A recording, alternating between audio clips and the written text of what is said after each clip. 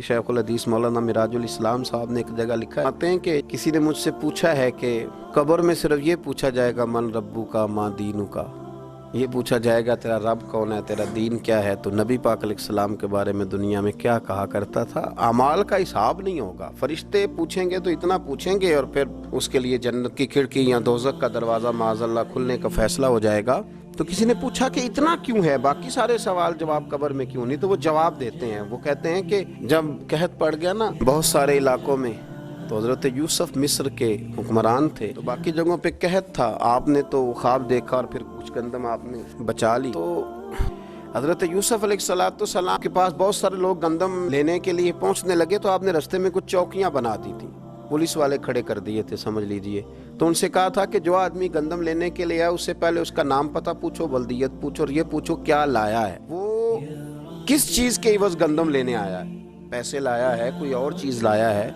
ये पूछो।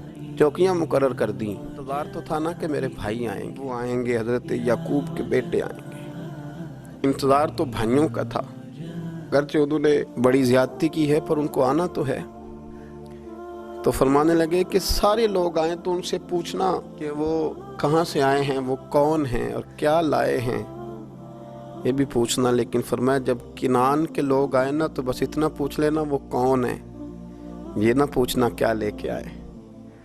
भाई है ना तो उनकी पर्दा पोशी करनी, उनसे ना बस इतना पूछ लेना कि वो कौन है, वो अगर बताएं कि हम किनान से आए हैं तो बस इतना ही काफ़ी है, उनसे फिर अगला सवाल ना करना।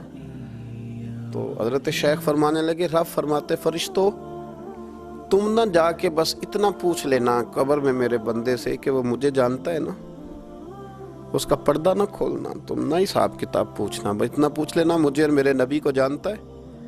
अगर वो कहे जानता हूँ तो फिर आने देना, मैदान महशर में मैं खुद पूछ लूँगा। और मुस्लिम शरीफ की हदीस है, मेरे रसूल पाक अलैहिस्सलाम फरमाते हैं अल्लाह अपने बंदे पर अपनी रहमत की चादर डाल के पूछेगा, लोगों से छुपा के पूछेगा, ये गुनाह किया था अल्लाह मैं भूल गया था, ये वाली गलती की थी अल्लाह मैं भूल गया था, ये भी तेरा ही गुनाह है अल्लाह मैं भूल गया था। फरमाया अल्लाह तबारक व तआला उससे एतराफ़ कराता जाएगा। वो जब एतराफ़ कर लेगा वो डरेगा कि अब पता नहीं मेरे साथ क्या होने लगा। तो हुज़ूर फरमाते हैं रब फरमाएगा दुनिया में मैंने तेरी पर्दा पोशी की थी, जा आज मैंने तेरे गुनाहों को माफ़ कर दिया।